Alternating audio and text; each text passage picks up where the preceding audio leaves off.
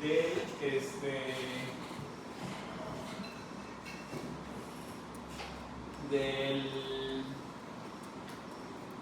de los linfocitos de citotóxicos, de los CTLs.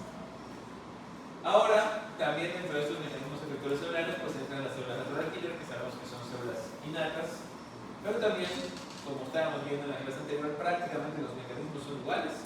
La diferencia es la especificidad, que es un poco diferente, ¿no? Entonces, ¿qué es esto? Las natural killer, como son innatas, no requieren de una exposición previa porque no son específicas. Van a responder menos intensidad, pero van a ser eficaces de respuesta contra otras contra cualquier tipo de células enfermas, ¿no? Los natural killer corresponden, ya habíamos visto esto, con el 5 al 10% de los linfocitos circulantes. Son la primera línea de defensa contra patógenos intracelulares. ¿Por qué intracelulares? Porque ya sabemos que dijimos, los natural killer lo que hacen es generar una citotoxicidad a las células, no una neutralización, no una eliminación, solo son los anticuerpos, como ya vimos, en moral. Aquí tiene que ser el agente patógeno intracelular, o células enfermas por otra causa, o células malignas, porque van a matar a la célula blanca, no al agente patógeno. ¿Okay? ¿Quiénes los estimulan? Interferón alfa, interferón beta, que sabemos que son citocinas antivirales, y la interleucina 12 también. ¿Okay? También los natural killer pueden ayudar a la activación de linfocitos TCD4 y de macrófagos. Tienen receptores de natural killer, que son receptores hay receptores de activación y receptores de inhibición, que ahorita vamos a ver. Okay, entonces, aquí es lo que estamos viendo, lo que decíamos de esta respuesta, ¿no? O sea, acá tenemos la historia natural de la infección viral, ¿no? Como cualquier infección viral, con, sin, a pesar del médico, va a durar este tiempo. Incluso la influenza, digo, tomamos como que los celtamivir o el zanamivir son la quinta maravilla. Ya se ha visto que prácticamente no cambian la evolución de la influenza. En los celtamivir y el zanamivir, aunque todo el mundo lo damos cuando hay influenza, ¿no? Entonces, cualquier infección viral pues va a tener su punto máximo, más o menos un poquito antes o a la semana, para que después empezar a mejorar poco a poco. Entonces, lo que estamos viendo acá es como lo primero que sucede, la primera respuesta que sucede tras la infección viral es la producción de citocinas antivirales, interferón alfa y interferón beta. Poquitito después, prácticamente enseguida, pues esto estimulan a las natural killer. Las natural killer llegan a su punto máximo de manera muy rápida porque no son específicos para contener la respuesta, ¿okay? Y días después, pues las CTL ya específicas de una atractivo. Recordando esto principalmente en una respuesta primaria, y en una respuesta secundaria, pues obviamente las CTLs, los CTLs de memoria van a actuar un poco más rápido, pero siempre un poquito más tardado que las natural killer, ¿no? Y esto es lo que yo les decía, las natural killer tienen receptores inhibitorios o receptores estimulantes. ¿Okay? Entonces, estos son mecanismos de tolerancia.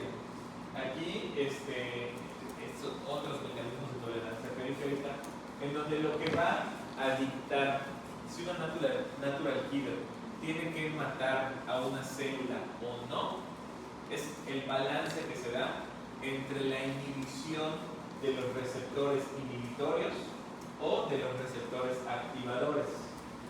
Por ejemplo, acá estamos viendo cómo obviamente esta es la natural killer, esta es la célula blanco. En este caso esta célula blanco no está enferma, está sana. Por eso en la balanza gana más el estímulo inhibitorio, y entonces la natural killer va a decir no tengo que matar a esta célula porque está sana. Y esto es por los receptores, que es lo que pasa acá. La célula somática o la célula sana va a estar expresando el antígeno propio prácticamente, que en el complejo principal histocomatible de clase 1, que sabemos que hay en cualquier célula, aunque no sea considerada Pero aparte también expresa ligandos activadores, en donde puede expresar antígenos propios u otros antígenos. En este caso, como vemos, por ejemplo, en esta interacción, pues sí hay un estímulo activador, pero realmente hay más estímulo inhibitorio. ¿Ok? Pues al haber más estímulo inhibitorio, lo que traduce esto es que esta célula es sana y la natural killer no la tiene que matar, porque los receptores más estimulados fueron los receptores inhibitorios de las células natural killer. ¿Ok? En cambio, esta es la tolerancia, ¿no? En cambio, esta es lo que se reconoce como yo perdido, es decir, esta célula tiene que morir.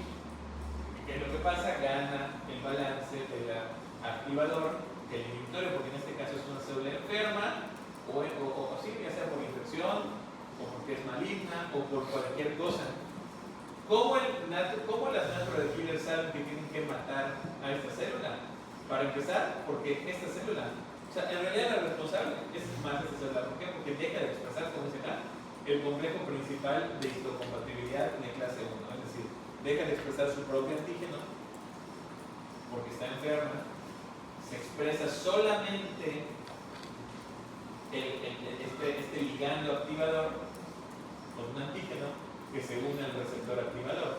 Si ustedes se dan cuenta, entre esta imagen y la anterior, es lo mismo, nada más que la diferencia es que aquí sí está expresando el antígeno propio porque es sana, pero este es el mismo estímulo. Como está expresando el antígeno propio, gana el estímulo inhibitorio. Pero en este caso, como se enfermó, deja de expresar el antígeno propio. Y entonces, solamente se queda expresando el activador, el ligando activador. Y entonces, en la balanza, ahora en lugar de ganar el inhibitorio, gana la activación. Y entonces este genera su mecanismo citotóxico. ¿Okay? Y también está esta otra posibilidad, en donde aquí se da más una, o sea, sí se continúa expresando el antígeno propio, pero en el balance, como está enferma la célula, se expresan más los estímulos activadores. ¿De qué va a depender si el mecanismo de activación de la natural killer es por este método o por de que se pierde el complejo principal? Pues de que esté enferma la célula. Algunos agentes virales pueden hacer, sobre todo virales o bacterias celulares, pueden hacer que se pierda la expresión propia, algunas células autorreactivas, algunas células tumorales, y otras no van a hacer que se pierda la expresión del complejo principal de histocompatibilidad, pero sí van a estimular más la expresión de los ligandos activadores, que es lo que estamos viendo acá, ¿no? Entonces, en el balance hay más estímulo en los receptores activadores de la natural killer que en los inhibitorios. Y entonces, eso va a hacer que se den los mecanismos citotóxicos.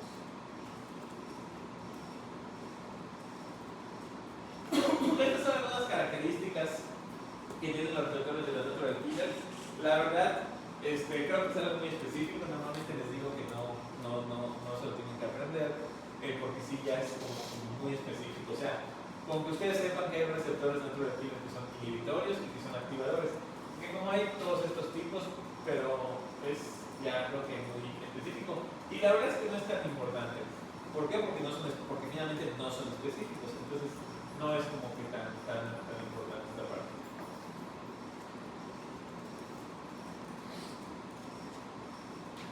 Y bueno, acá vemos en imagen tridimensional más o menos algunos de los receptores natural killer, igual lo mismo. Ok, entonces, ¿cómo se va a inducir la apoptosis? Una vez que sea ese estímulo activador, ¿cómo las natural killer van a inducir esta apoptosis, esta muerte celular? Pues así, o sea, ya lo vimos en la clase pasada, lo mismo que vimos, es lo mismo que con la CTL, es lo mismo que la natural killer, damos la respuesta sí potente, pero más breve y no específica, ¿no? Entonces, a través de estas vías que vimos, perfurinas y granzimas, proceso que vimos, elevación del calcio intracelular, los granulomas se liberan y se entran estas, ¿no? Y activan la vía de las caspasas, el apoptosoma y todo. Y Y las interacciones de faz ligando, que es la otra faz ligando, sale al faz. ¿Quién se unía al faz por abajo? ¿Se acuerdan? Súper importante. El faz es el receptor que usa el faz ligando, acuérdense. El faz está en la célula blanca. ¿Qué molécula se pegaba abajo del faz en el citoplasma de la célula blanca para continuar las vías apoptóticas?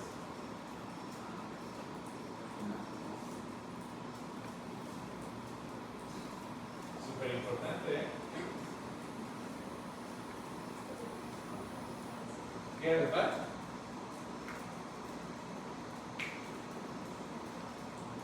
¿No se acuerdan qué era el faz? ¿Faz? Inglés. Death domain. Dominios de muerte asociados al faz. Eso se los dije un montón, ¿eh? Entonces, los dominios de muerte del faz, porque el faz, y ya está. Esto sí ya está.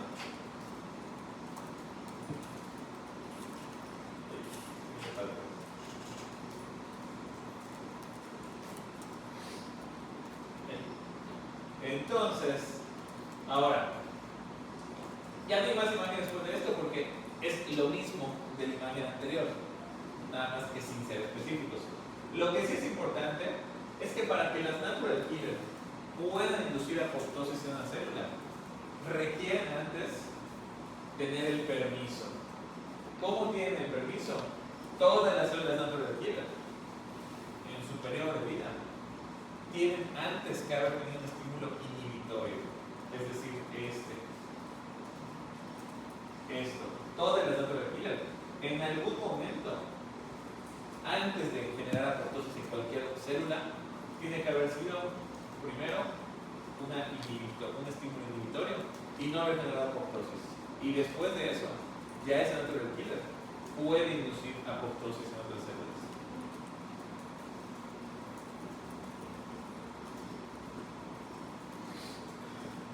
Y, aunque son innatas, algunas natural killer tienen la capacidad de convertirse en memoria, pero básicamente de manera general sabemos que las natural killer no tienen memoria, como lo que conocemos bien como memoria.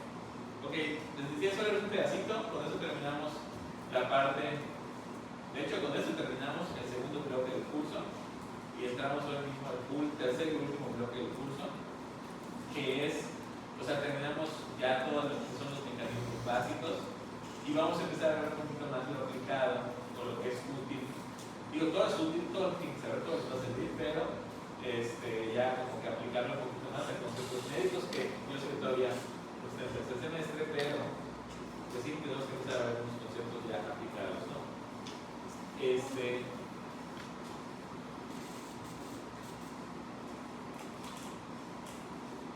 Como yo les decía, lo que ustedes tienen que aprender por ahorita, lo que ustedes tienen que aprender por ahorita para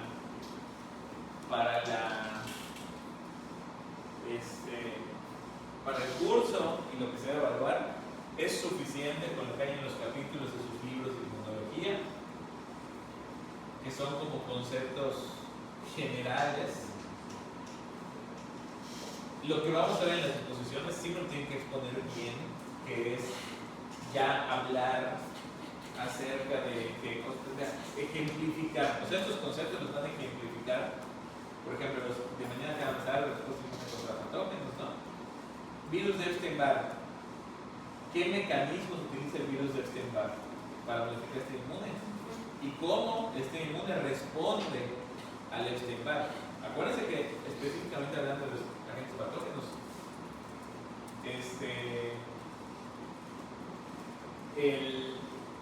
también forman mecanismos evasivos. Eso también es parte de la inmunología. Entonces, ¿cómo la fisiopatología, es decir, qué ocasiona, qué alteraciones en la normalidad ocasiona? ¿Cómo responde nuestro sistema inmunológico? Y si tiene mecanismos evasivos, ¿cuáles son, no? Acuérdense que les dije, ya es mañana la exposición del primer equipo, se los dije desde hace como 2 semanas esto, ¿no? Pero acuérdense que no, o sea, lo que tienen que hacer es explicar eso, ejemplificar todo lo que tengan aplicado en inmunología, que se demuestre que todo lo que ya vimos en inmunología lo entienden para explicar eso, preferentemente con imágenes. Como les digo, si no encuentran la imagen de la fisiopatología, que normalmente sí hay, pues no la encuentran, pues al menos poner la imagen normal y decir, aquí en esta parte, lo que no pasa es esto que pasa acá, no sucede, esto se modifica esto, ¿no? Quede bien claro y bien explicado, porque todo eso se va a evaluar. Y les recomendé para los diferentes tipos de temas, ¿no? En este libro de inmunología clínica que había mandado al principio, o otras fuentes, ¿vale? Por ejemplo, los que tocan VIH en universidades secundarias, en el CUBI sí hay unas cosas allá en Dallas del VIH, pero hay más en otras fuentes, ¿no? O sea, como más profundizado, más explicado. Entonces, al momento que ustedes den exposición, sí nos lo van a explicar más profundo, pero no significa que se lo tengan que aprender todos para el examen. Yo les voy a decir a lo mejor alguna cosa o otra que se tienen que aprender más para el examen en general. Ahora, lo que yo les diga, eso sí, que es normalmente de los libros base. Lo que yo les diga, eso lo tienen que estudiar, tienen que saberlo. O sea, no crean que ya hasta que no. De hecho, la mayoría del examen va a ser de aquí al final. Son 50 preguntas, yo creo que unas 20 van a ser de la batería y unas 30 más o menos va a ser de aquí hasta el final. ¿Ok? Muy bien, entonces, respuesta inmune contra patógenos. Otra cosa en el paréntesis, para que también se organicen. Mañana entonces pasa el equipo 1. Tengo que ir a elegir vacaciones al IMSS porque es mañana. Entonces, vamos a intentar terminarlo en 45 minutos. Nada más que hay que empezar, mañana hay que empezar a las 10 en punto. No a las 10, a las 10 en punto empezamos. 45 minutos, tal vez 50 si acaso. Y me tengo que ir porque si no me van a saltar.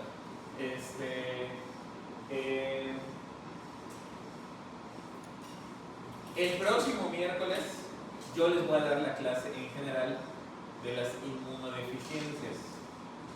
De todos modos, el primer equipo de inmunodeficiencias primarias les recomiendo que ya vengan listos el próximo miércoles, si es posible, ¿ok? No estoy seguro de que pasen, pero vengan listos por si podemos adelantar, empezar, porque ya, ahora sí ya estamos medio apretados en tiempo. Entonces, vengan listos el equipo 2, no pasarían 2 y 3, el 2, aunque no estoy completamente seguro de que pase. Próximo miércoles. El jueves no va a haber, de la próxima semana, no va a haber clase, porque es lo que se había dicho antes. No va a haber clase porque me tengo que ir a dar una plática a un congreso. Entonces me voy el miércoles en la tarde y no voy a estar jueves y viernes. Entonces no va a haber clase y sería hasta el siguiente miércoles, donde definitivamente ya sí debemos de pasar a exponer si falta o no ha pasado lo que sea el equipo 2, y también hay que considerar el equipo 3 y así. ¿Ok? Muy bien. Entonces, respuesta inmune contra patógenos. O sea, aquí en este tema específicamente son muchos conceptos que ya vimos, pero los vamos a como que aplicar en general los grupos de infecciones, por así decirlo. Entonces, ya sabemos que los agentes patógenos siempre han existido, ya sabemos que es una lucha evolutiva entre los agentes patógenos y el sistema inmune, los mecanismos de adaptación, los mecanismos de evasión, quién va ganando o quién no, a veces ganan ellos, a veces ganan nosotros, porque como decimos, o la infección viral con signo a pesar del médico, o te curas solito, o te matan.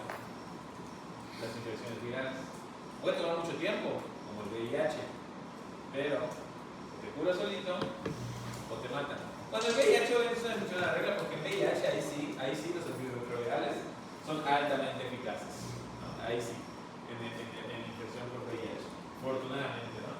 Pero en otras, en la mayoría de las viene del virus. Si tomé el virus tiene tratamiento, por ejemplo, cosas así, ¿no? Pero es que va solito. O te mata o te curas. Afortunadamente la mayoría de las veces pues, nos curamos, ¿no? Se han desarrollado vacunas contra múltiples agentes infecciosos, no contra todos los agentes patógenos existen vacunas. Alguien que me diga, ¿por qué no existen vacunas contra todos los agentes patógenos?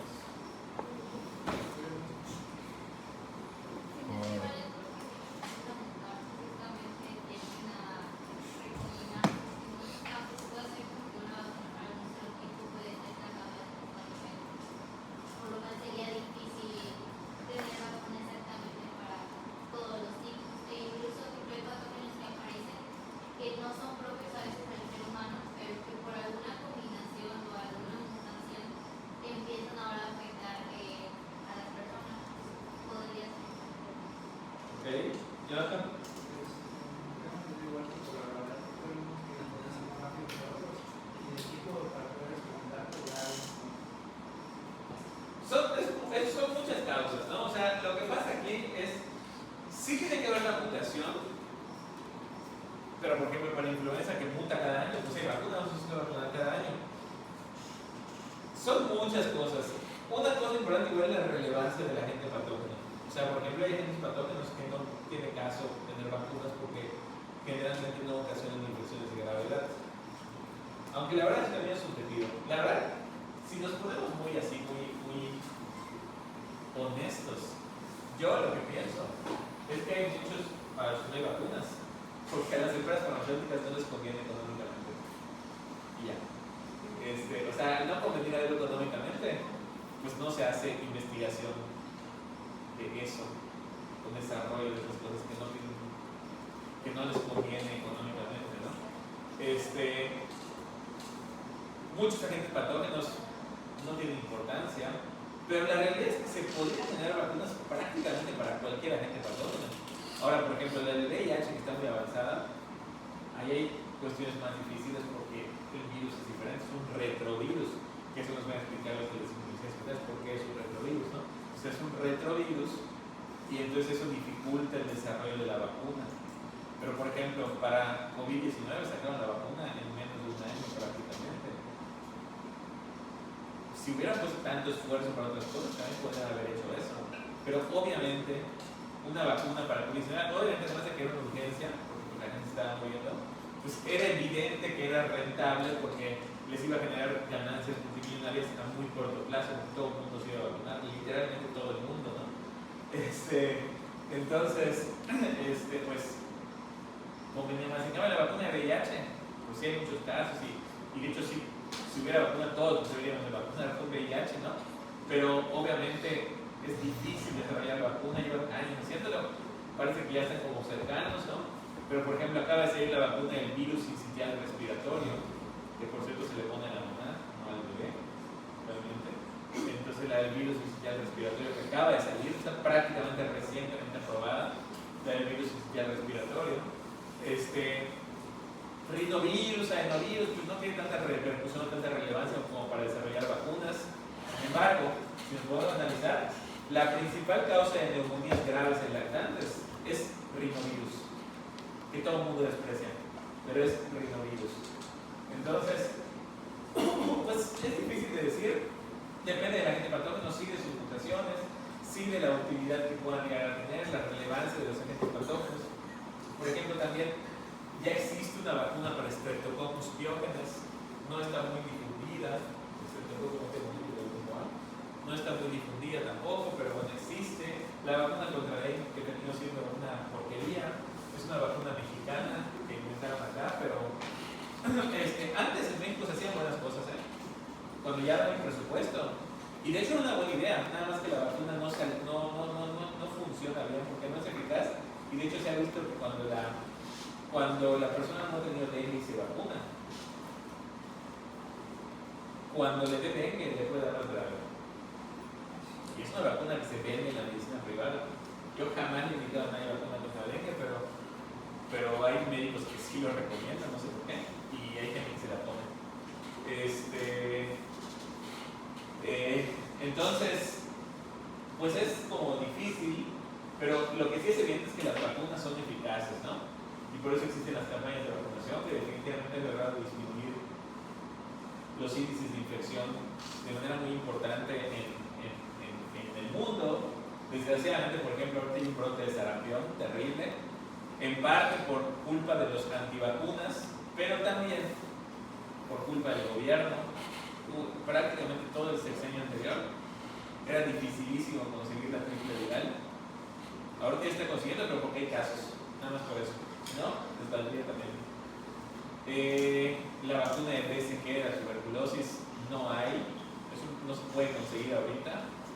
Es obviamente malos manejos y eso, pues, hay un montón de casos de sarampión. Sarampión está prácticamente erradicado.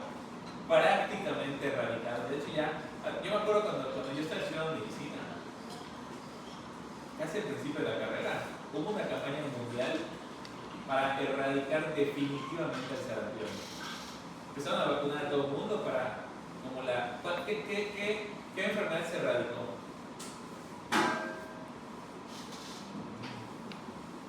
Con las vacunas. ¿Viruela? La viruela. Entonces la viruela dejó de existir. Bueno, sí existe la viruela en laboratorios, pero entonces en cualquier momento podría volver a existir en la vida real, ¿no? Pero se erradicó de las personas.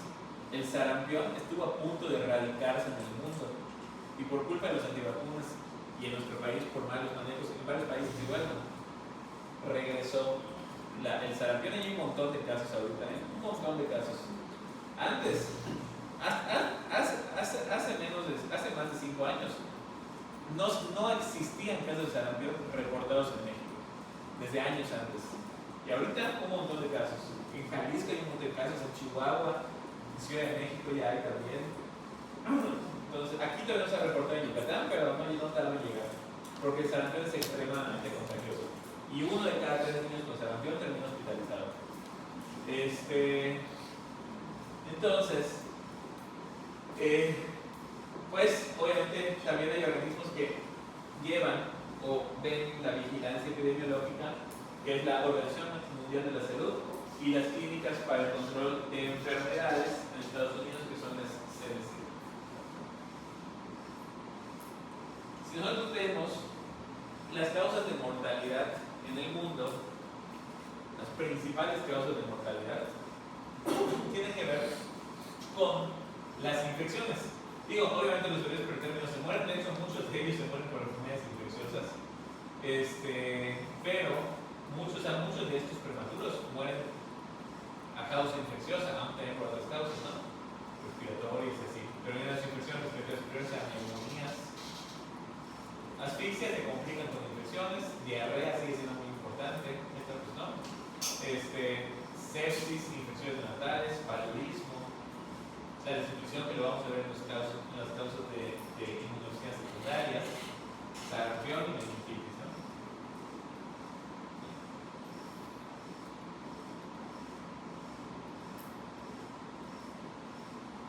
Okay. Entonces, para que inicie la infección, los mecanismos infecciosos patogénicos de un agente patógeno en el organismo, pues obviamente lo primero que tiene que haber es una rotura o un traspaso de las barreras físicas y químicas, como ya vimos, ¿no? Entonces, obviamente nuestro inmunidad, la primera barrera, mecanismo de barrera inmunitaria físico-químico, sabemos que esto nos protege habitualmente de muchísimos agentes patógenos en los que día a día estamos constantemente en contacto. Sin embargo, cuando se traspasa estas barreras, pues tienen que venir entonces los otros mecanismos inmunológicos. Esto ya lo vimos, cuáles son los que sirven para los agentes patógenos: las enzimas gástricas, los procesos microbianos, la microbiota, lo que ya vimos de físico del barrido ciliar, de la orina, todo eso, ¿no? Aquí hay otro concepto importante, que es un concepto más que inmunológico, es un concepto infeccioso, pero que obviamente se relaciona con lo que estamos hablando, que son los vectores. Pues, ¿qué son los vectores? Son hospederos intermedios, es decir, los agentes patógenos tienen hospederos o huéspedes finales o huéspedes habituales. Estos yo creo que lo vieron en microbiología, ¿no? De algunos son algún animal, algunos son los humanos, en algunos son compartidos, animales humanos, y entonces los vectores son hospederos intermedios, es decir, el vector no genera una infección El agente patógeno no genera una infección en el vector, sino que el vector simplemente lo lleva hacia otros huéspedes definitivos. ¿Ok? Entonces, ¿qué hace un vector? Ayuda a transportar infecciones de un organismo a otro. ¿Qué ejemplos de vectores me pueden dar? Garrapatas, las pulgas, ¿qué? Mosquitos, ¿qué más? Las chinches, ¿no? Entonces, es un ejemplo de vectores y hay un montón de enfermedades transmitidas por vectores. A ver, por mosquitos, ¿qué enfermedades hay? Dengue, Zika, chikungunya, paludismo, ¿cuál? Malaria, paludismo, muy bien. Un ejemplo de enfermedad transmitida por garrapatas. La enfermedad Lyme, ¿qué otra? Rickettsiosis, la fiebre de las montañas rocallosas. Una enfermedad transmitida por chinches. Enfermedad de Chagas. Muy bien. Muy bien. Y también algunas pulgas pueden transmitir algunos tipos de riqueza. Porque hay varios tipos de riqueza. Entonces, esos son los vectores. Son infecciones transmitidas por vectores. Esto no en todos lados. Hay lugares donde prácticamente no hay. Hay lugares donde hay más por garrapatas, pero específicamente Lyme. Por ejemplo, en Estados Unidos, Connecticut y esas zonas de Estados Unidos. Y aquí en México sí hay en zonas boscosas principalmente.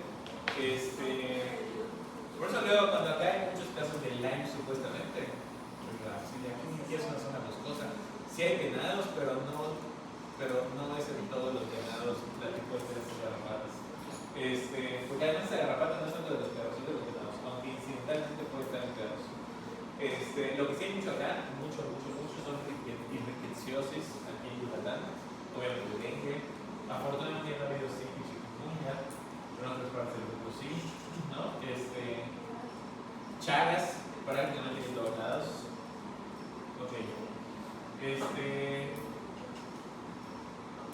Entonces, de acuerdo con el agente patógeno, se van a dar distintos tipos de respuesta inmunológica que ahorita vamos a ver. Y como les digo, hay mecanismos de evasión de los agentes patógenos. Entonces, esto es lo que estamos viendo como de manera general, que lo que les digo. Ya cuando me hablen de infecciones específicas, me van a explicar, en esta infección pasa esto y esto y esto, ¿no? En ese agente patógeno. Pero de manera general vemos cómo. Acá lo que estamos viendo es obviamente la respuesta inmune, o sea, en general los sitios anatómicos donde se da respuesta inmune de diferentes tipos, los agentes patógenos que son extracelulares, que son intracelulares, y las respuestas inmunológicas que se dan, sobre todo, por ejemplo, adaptativas, aunque combinados en general. Entonces, a ver, ¿cuáles son los puntos de entrada habituales de las infecciones? Pues cualquier cosa donde se pueda adquirir una infección. Los ojos, la vía respiratoria, el tracto digestivo por arriba o por abajo, el tracto urogenital, la piel, al haber una pérdida de solución de continuidad. O sea, por todos los sitios pueden entrar los agentes patógenos. Recuerdan que habíamos hablado también de que hay sitios privilegiados, aislados desde el punto de vista que no son sitios de entrada habituales, como puede ser el sistema nervioso central y los testículos en los hombres. Aunque bueno, sí puede haber sitio de entrada. Si hay un traumatismo craneoencefálico con exposición cerebral, pues obviamente va a entrar la infección. O algo más común, más habitual, cuando hay un procedimiento con anestesia, por ejemplo, o saco líquido cefalorraquídeo, pues es un punto de entrada de un agente patógeno también. Por eso tiene que ser la técnica de asepsia y antisepsia de manera adecuada. Una vez que se rompen las barreras física y química, pues obviamente depende del agente patógeno, es qué va a pasar. Entonces, por ejemplo, estas letras, lo que nos dicen, estas letras M, S, B, V, son estos mecanismos que están acá. Entonces, por ejemplo, bueno, ahorita los entonces, aquí, ¿qué pasa entonces? Por ejemplo, a nivel extracelular, tenemos hongos, elmintos y bacterias. Acá salen los virus también, pero porque, o sea, sí están celulares, pero en un punto van a entrar a la célula, ¿no? Entonces sabemos que solo sobreviven en la célula. Aunque puede haber mecanismos de neutralización, aglutinación, extracelulares de los virus también, ¿no? Entonces, a nivel intracelular, ¿qué puede haber? Virus. Los virus están libres en el citoplasma. Bacterias y parásitos intracelulares. Normalmente las bacterias y los parásitos intracelulares están en vesículas. Están dentro de la célula, pero en vesículas. También los virus están libres en el citoplasma. ¿Ok? Entonces, extracelular que tenemos, hongos, helmintos, bacterias. Y los virus en lo que entra a la célula. Intracelular obligado, virus, y hay bacterias intracelulares en vesículas y hay parásitos intracelulares en vesículas. ¿Ok? Entonces,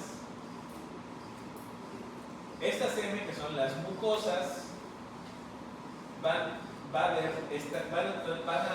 ocasionar o originar esta respuesta inmunológica.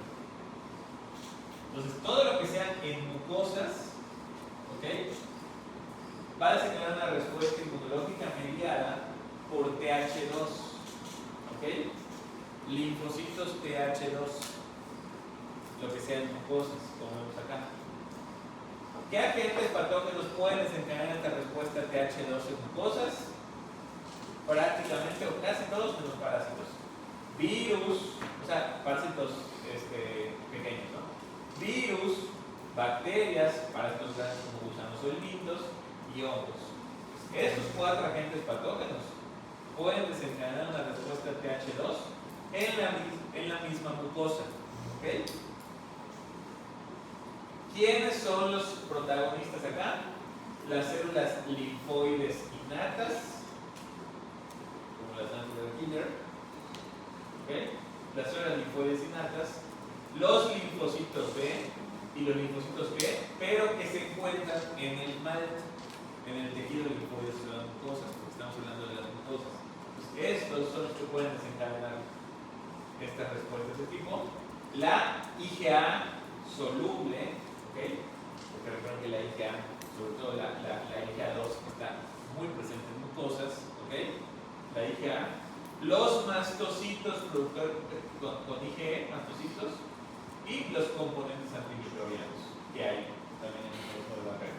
Entonces, cuando se da esta respuesta a esta infección en las mucosas, se dan estas respuestas mediadas por TH2, estos agentes, y estos son los protagonistas. Estos los tienen que aprender. Ahora, cuando estamos hablando de agentes patógenos extracelulares, como yo decía, principalmente bacterias, helmintos y hongos, agentes patógenos extracelulares, bacterias, helmintos y hongos, van a desencadenar una respuesta TH2 también y TH17. Obviamente los protagonistas son los linfocitos TH2 y TH17. Los linfocitos B, ya no estamos hablando del mal, los linfocitos B habituales, y estamos hablando de IgA de membrana o IgMs e IgG secretoras. ¿Ok? ¿Qué mecanismos vamos a usar acá? Los que ya vimos: aglutinación, neutralización, citotoxicidad de los anticuerpos, son los mecanismos que ya vimos en la clase pasada, que hay mucho que ver con esto. O sea, estos son los protagonistas, pero ¿qué utilizan? Ahorita vamos a ver un poco esto, estos mecanismos ya descritos. ¿Okay? Células fagocíticas también, fagocitosis, porque van a fagocitar estos agentes patógenos, obviamente, y compuestos antimicrobianos. Cuando estamos hablando de agentes patógenos intracelulares que se encuentran en las vesículas, intracelulares en las vesículas, aquí las respuestas van a ser TH1, ¿ok? Respuestas mediadas por linfocitos TH1 de agentes patógenos intracelulares vesiculares. ¿Quiénes son principalmente? Como ya dijimos, bacterias intracelulares y parásitos intracelulares. ¿Qué tipo de respuesta va a haber? Linfocitos TH1 obviamente, liberación de citocinas, activación de macrófagos y también natural killer que van a inducir una citotoxicidad celular. ¿Ok? Porque la célula está enferma. Cuando estamos hablando de agentes intracelulares citosólicos, o sea, no en vesículas, como son los Los virus, los que son estos, ¿no? ¿Qué estamos viendo? Son respuestas TH1, respuesta en estas que son las respuestas de las CTLs, los linfocitos citotóxicos, también por citocinas, natural killer, y la citotoxicidad de las células dependiente de anticuerpos. Esos son los mecanismos para los mecanismos inmunológicos para los microorganismos intracelulares citosólicos. Acá es muy importante esto, ¿no? La citotoxicidad de las células dependiente de anticuerpos y las natural killer. Ok, entonces, esto es un poco lo que ya expliqué, ¿no? Cuando hay infecciones de mucosa o de sitios de barrera y hay líquidos en las mucosas, se van a controlar con respuestas TH2, inmunoglobulina E, inmunoglobulina A. Los patógenos celulares son reconocidos con herramientas extracelulares. Los patógenos celulares pues tienen PAMs. Como tienen PAMs, ¿quién los va a reconocer? Los receptores de reconocimiento de patrón. Si son extracelulares, pues ya sabemos que son o los TLR o los CLR principalmente, ¿no? Porque son los que están en la membrana celular, los TLR y los CLR. O también células fagocíticas, es decir, fagocitosis a los patrones celulares, activación del complemento, liberación de citocinas que van a funcionar finalmente como opsoninas, mucho de esto, ¿no? O activación de otras células, y anticuerpos. Anticuerpos, ¿qué hacen los anticuerpos? Neutralización, aglutinación, como ya vimos, ¿ok? Opsonización también. Los patógenos intracelulares son reconocidos por organismos que reconocen células infectadas, o sea, PRR endosomales, TLR, que están en los endosomas, NLR principalmente, ¿no? Son los que van, los receptores de patrón que están intracelulares. Pues estos endosomales son los TLR y citosólicos son los NLR. Células TH1, macrófagos y mecanismos de citotoxicidad. Okay. En general, sobre las infecciones virales, ¿okay? Los virus sabemos que tienen pequeños segmentos de ácidos nucleicos que están cubiertos y tienen alrededor proteínas o lipoproteínas que finalmente son los que van a funcionar como DAMs y son los que van a desencadenar esta respuesta inmune principalmente, ¿no? Entonces, requieren del hospedero para su replicación, por eso son intracellulares obligadas, porque requieren replicarse dentro de una célula. ¿Cómo va a entrar a la célula? A través de receptores específicos y se replican de manera intracelular estos virus. ¿Okay? ¿Cuáles son los mecanismos innatos como respuesta antiviral? Activación del complemento, reconocimiento de los PAMs, como son intracelulares, pues son los TLR endosomales y los NLR, ¿ok? Para los virus. Se expresan, son importantes los interferones tipo 1, o sea, alfa y beta, los interferones tipo 1. Y muchos de estos virus, como ya vimos en las clases anteriores, inducen la formación de inflamasomas. Eso puede tener una respuesta patológica, hiperinflamatoria, ¿no? De los inflamasomas. Activación de natural killers, es decir, citotoxicidad de las células por los natural killers. Y también la vía YAG-STAT, porque se estimula la producción de citocinas, y las citocinas van a estimular la vía YAG-STAT. Y por esto es que muchos virus son altamente proinflamatorios. De hecho, cuando se nota cuando alguien sí tiene sus conceptos básicos y no, porque dicen, es que tiene mucha inflamación, está súper mal el paciente, mucha fiebre, mucha inflamación, seguro es bacteriano. Los virus desempeñan una respuesta inflamatoria más fuerte que las bacterias normalmente. Obviamente depende de qué bacterias. Si es una sepsis, pues obviamente la sepsis es peor, ¿no? Pero en condiciones más habituales, una infección viral desempeña una respuesta inflamatoria más fuerte. O sea, que me dicen, ay, le dio un resfriado y se siente súper mal. Cuando te da un resfriado te sientes súper mal, porque es una respuesta inflamatoria por parte de estímulo viral. Los virus son totalmente ocasionan una alteración del estado general, ¿no? Y se secretan, después de la creación de YAG-STAT, pues las citocinas efectoras, sobre todo antivirales, pero también pueden generarse o terminan siendo citocinas proinflamatorias, ¿no? Como la interleucina beta, la interleucina 6. Entonces, eso es lo que estamos viendo, que esto ya lo vimos igual antes, pero aquí, pues en esta edición, pues para acá ya lo vimos esto, ¿no? Cómo es el interferón, o sea, la citosina, en este caso interferón porque hay infección viral, se une al receptor del interferón, tenemos a las JAKs, que son las tirosinas sinasas, fosforilación, dimerización del STAT, entra el núcleo del STAT y genera estos cambios en el estado metabólico de la célula, ¿no? que ya platicamos también.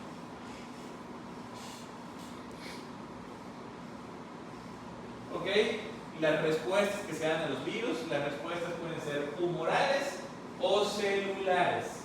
Entonces, desde el punto de vista de respuesta humoral en infecciones virales, pues obviamente son anticuerpos, ¿no? Entonces, por ejemplo, la IgA secretora hace o ayuda que el virus no se pueda fijar a las células hospederas.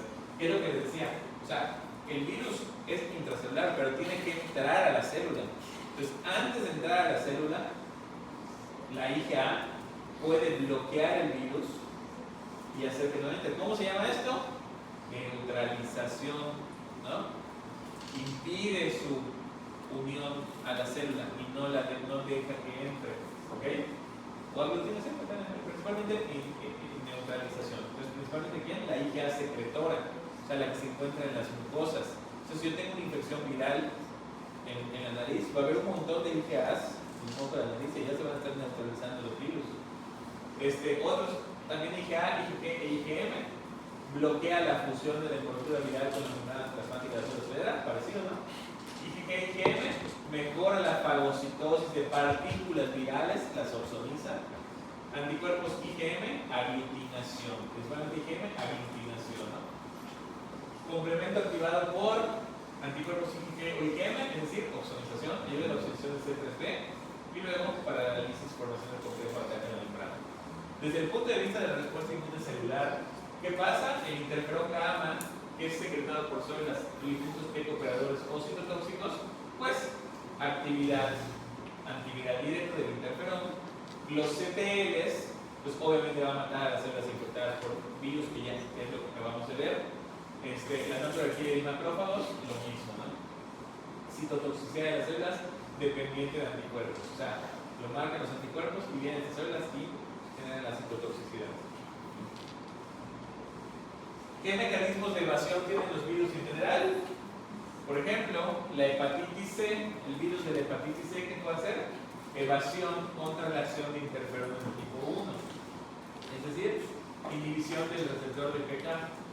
El herpes simple, citomegalovirus o adenovirus, inhibición de la presentación de antígeno, inhibición de las TAP, que ayudan para la presentación de antígeno. Tenía bien las TAP. ¿Se acuerdan cuáles son las TAP?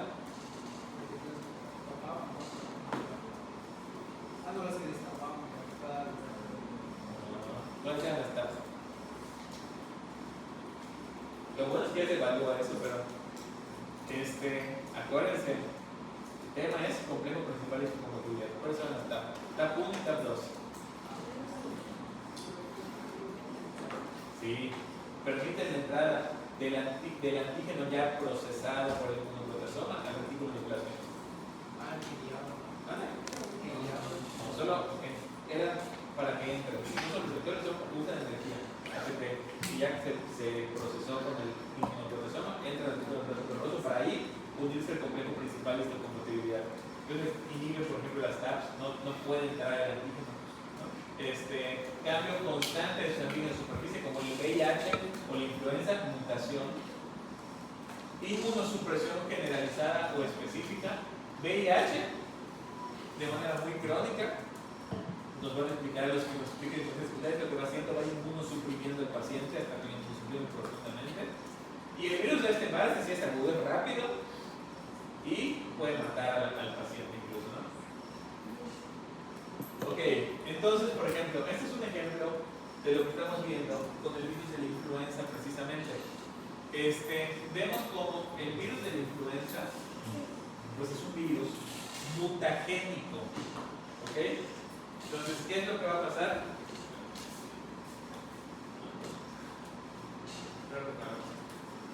El chiste es que no lo veamos, ¿no? Este virus mutagénico, ¿qué es lo que va haciendo? No quieren pasar, quieren que se retrasen las exposiciones de virus. Entonces, en este virus mutagénico, a ver, miren, ¿Qué es esto? HA y NA. ¿Alguien sabe?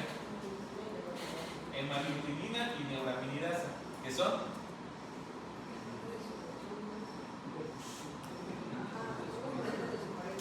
Son las proteínas que hay alrededor del virus, que le dan combinabilidad. Por eso hay varios serotipos. Porque bueno, en humanos son 4 los que generan infección. H1N1 parece más frecuente, que no existía desde 2010, 2009. H1, pues sí existía, pero no en humanos. H1N1, H2N3, H2, H3N2, o H2N3, no se me recuerda. Tipo B y otro que casi no hay, solo hay más por hacer, no me acuerdo también los números que tienen. Hay más, pero son más en ¿cómo se llama? H2N3, H1N1, no me acuerdo, y el estacional que es influenza tipo B.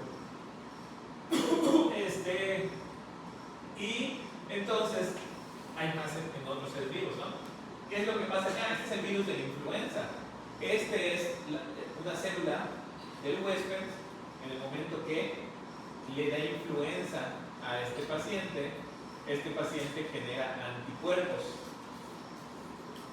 Sin embargo, esta cosa que se llama deriva antigénica, en la cual años después a la misma persona le vuelve a dar influenza.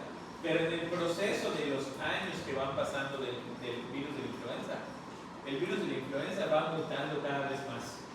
O sea, el virus de la influenza muta de un año a otro. Y si pasan varios años, cuando esta persona se vuelva a enfrentar a la influenza, no tiene nada que ver este virus con este. Y es totalmente diferente. Por eso es que de un año a otro estamos hasta cierto punto protegidos, porque sí se puede reconocer. Pero mientras más tiempo pase, por ejemplo, si no me pusieron la vacuna este año, bueno, la del año pasado me puede proteger un poco. De hecho, la vacuna de influenza no me evita que dé influenza. La vacuna de influenza evita que la influenza se complique y dé grave.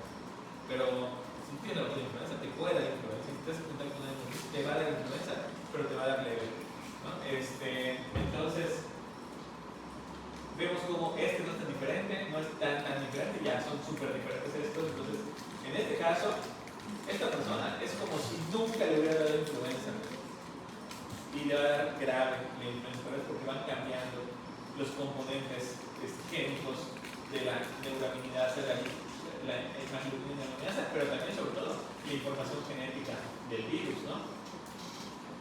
Y este mecanismo, que es también importante, es cómo se dan la creación de un nuevo virus. ¿Qué es lo que pasó con la influenza H1N1? Por eso se le llama influenza porcina, que es un mal nombre, o la gripe aviar, que también es un mal nombre, ¿no? Entonces, aquí, ¿qué es lo que pasa? Tenemos un virus de influenza humana. Sin embargo, en un huésped no humano, este virus de la influenza humana genera infección, pero también genera infección un virus de influenza que no está habitualmente en los humanos. Y entonces al momento de entrar en la célula, este virus va a tener información, o sea, se va a combinar la información genética y va a salir, cuando salga el virus para volver a infectar a otros huéspedes, ya es un virus mutado que ahora tiene la combinación de genética de un virus que no era humano con uno que sí era humano, y entonces esto ya puede generar infección en los humanos, ¿no? Es como se hizo el virus H1N1, que se llama al principio influenza porcina. Entonces, aquí lo estamos viendo lo mismo continúa con el virus de influenza, la respuesta primaria, la respuesta secundaria. Bueno, no el virus de influenza, cualquier virus, perdón. Entonces, aquí por ejemplo, un linfocito B virgen, vemos cómo el virus de la influenza se une al BCR del linfocito B virgen, funciona como antígeno, lo activa, va a pasar por todo el proceso que ya dijimos, ¿ok? Y cuando se da una respuesta secundaria, no sé si primera infección, segunda infección, se da una respuesta secundaria. Cuando son estos virus, vemos cómo tiene memoria, responde, pero este virus, como ya vimos, mutó un poco también. Vean cómo los antígenos son un poco diferentes. Estos de acá ya no se ven acá, estos son iguales que este, pero ya mutó un poco. Entonces, cuando va mutando el virus, una respuesta secundaria sí puede haber una respuesta, se producen anticuerpos, se radican patógenos, pero después, cuando un linfocito B virgen se une a este mismo antígeno que ya se reconocía, no va a haber una respuesta adecuada, precisamente porque este agente patógeno ya mutó. Todo esto se los voy a preguntar, nada más para ejemplificar, ¿no? Entonces, esto depende de la especificidad de los epítopos. Estos son los epítopos. Depende de la especificidad de los epítopos, es cómo se va a dar la infección de la cara. Entonces, acá vemos una cuarta infección, que el virus ya está diferente. Por eso este virus es diferente que este. Prácticamente es otra vez una respuesta primaria. Como si no hubiera habido nunca una respuesta, porque la memoria no va a ser eficaz contra este virus mutado. Es lo que se quiere como ejemplificar.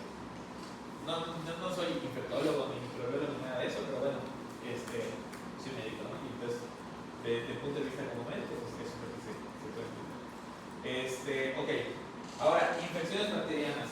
Con respecto a las infecciones bacterianas, va a depender de las características también del agente bacteriano. Entonces, por ejemplo, hay algunas bacterias que no son muy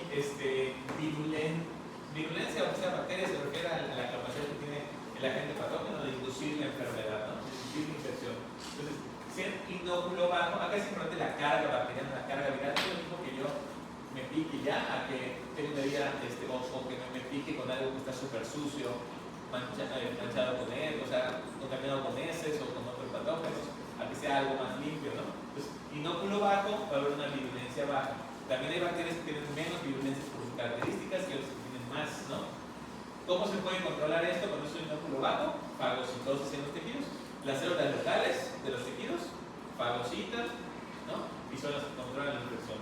Cuando hay un inóculo grande y una virulencia alta, o son bacterias intracelulares, pues ya requieren de respuestas de este adaptativo, ¿no?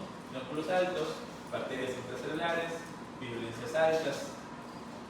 Contra bacterias extracelulares, pues obviamente al ser extracelulares, los principales mecanismos son inmunidad humoral, son humorales.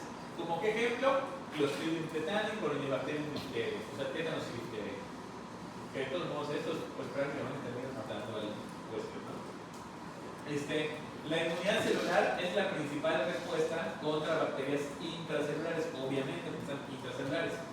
¿Quiénes? Los TLR, la natural killer, respuestas mediadas por TH1, y un ejemplo de estos es la Mycobacterium tuberculosis, que sí nos van a hablar de eso, me parece, ¿no?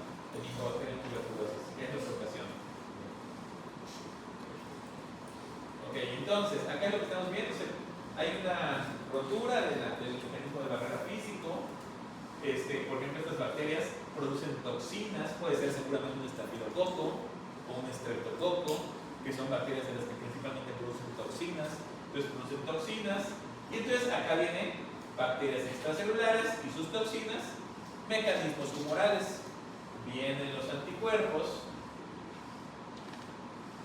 activan el complemento, opsonización, también puede haber lisicelular, neutralización de las toxinas, acá está neutralizando, acá está opsonizando, y entonces, ¿qué pasa? Lisis mediada por el complemento, complejo de ataque a la membrana, opsonización y fagocitosis. Vienen las células fagocíticas y fagocitan a los agentes patógenos, ¿no? Ahora, después viene ¿quién? Como se activó el complemento, hubo lisis, complejo de ataque a la membrana, hubo opsonización y también hay inflamación. Anafilotoxinas, C3AC5A. ¿Qué hacen las anafilotoxinas? Pues se unen a su receptor, estimulan a las células, en este caso los mastocitos, liberan sus mediadores inflamatorios, ¿no? Y acá que estamos viendo, extravasación, exudado, acá está la extravasación, ¿no?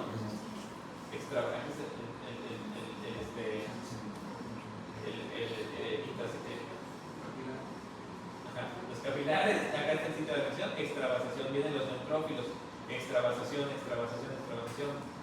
vienen más células fagocíticas, ¿no? Se reclutan. Son los mecanismos inmunológicos. Este es un ejemplo de la Mycobacterium tuberculosis que espero que nos expliquen un poco más, ¿no? El equipo que le tocó. Pero vemos cómo en la Mycobacterium tuberculosis, ¿qué es lo que va a pasar? Como es un agente patógeno intracelular, vemos cómo estas células están afectadas por intracelular. Pues, en este caso que estamos viendo son extracelulares, ¿no? Pero aquí que es intracelular, las células infectadas, ¿qué va a pasar? Se van a reunir en el centro y alrededor de las células infectadas se van a reunir células sanas, macrófagos activados, linfocitos TH1 activando todo esto, van a contener a las células infectadas en el centro, que son los granulomas. Por eso la tuberculosis ocasiona granulomas, contienen en el centro a las células infectadas. Por eso en la tuberculosis pulmonar hay granulomas pulmonares, se pueden ver en las radiografías, pero también en tuberculosis en cualquier parte del cuerpo, ¿no? La tuberculosis es una enfermedad muy antigua, simuladora, tiene un signo diferencial importante de muchas condiciones, muchas tuberculosis en nuestro medio. Entonces tiene forma de sus granulomas, que son caseificantes. Esto lo puede ver el patólogo. Si el patólogo reporta en sus reportes patológicos granulomas caseificantes, lo más seguro es que el paciente tenga tuberculosis. Porque hay otras causas, incluso no infecciosas, que generan granulomas no caseificantes. Ok, mecanismos de respuesta y de evasión de los agentes patógenos. Entonces, respuesta y evasión de los agentes patógenos. Estamos viendo qué es lo que pasa, el proceso, cómo se defiende el huésped y qué hace la bacteria, ¿no? Entonces, fijación a las células del hospedero.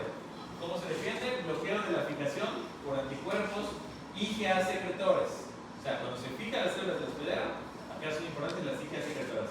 Pero ¿qué hacen las bacterias? Lo evaden. ¿Cómo? Produciendo proteasas que separan a los dímeros de IgA. O sea, separan IgA y que sean ineficaces.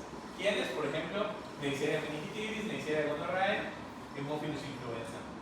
O variación antigénica en las estructuras de fijación, por ejemplo, Neisseria gonorrhoeae. Proliferación, o sea, cuando se da la proliferación de los patógenos, pues acá lo que funciona más es la fagocitosis por anticuerpos y por C3b, y la lisis mediada por complemento o respuesta inflamatoria localizada por anafilotoxinas. ¿Cómo evaden los agentes patógenos? La fagocitosis evade producción de estructuras superficiales, o sea, la cápsula, para que no se pueda fagocitar, se forma una cápsula alrededor de estos agentes patógenos. La proteína M, que es muy importante en el estreptococo beta múltiple grupo A, que es súper autoinmunogénica. A quien le tocó fiebre reumática tendrá que explicar de eso. Inhibe las células fagocíticas. Supervivencia dentro de las células fagocíticas para que no se acidifiquen, o inducción de apoptosis de los macrófagos, como la chiquera. ¿Cómo evaden la lisis? Producida por complemento y las anafilotoxinas. Resistencia de las unidades gram positivas a la lisis, mediada por el complemento. Inserción del complejo ataque a membrana evita que se formen complejo ataque a membrana como tal, ¿no? Invasión a los tejidos del hospedero.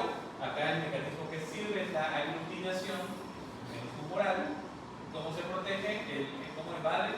Secreción de elastasa que inactiva las anafilotoxinas, como pseudomonas aeruginosa.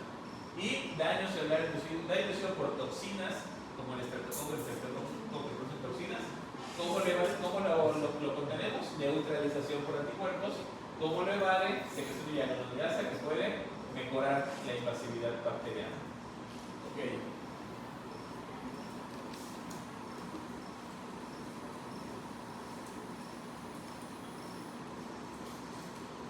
Con respecto a las infecciones parasitarias, bueno, de los parásitos hay unicelulares, que son los protozoos infecciosos, que se encuentran ¿dónde?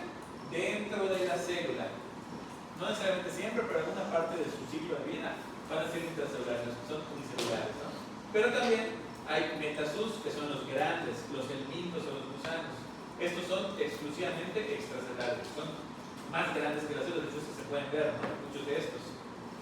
La respuesta inmune entonces va a depender del tipo de organismo y la etapa de vida en la que se encuentra el parásito.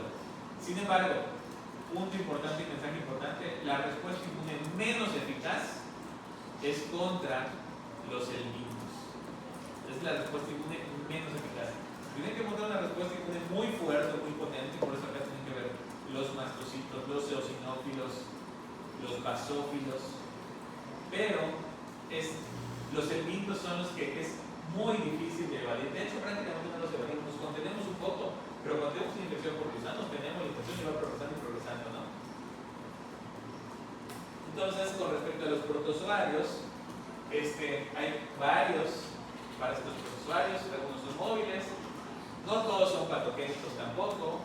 Hay protozoarios de vida libre como Giardia lambda, Toxoplasmosis, ya no me acuerdo si Toxoplasmosis, creo que sí, Toxoplasmosis.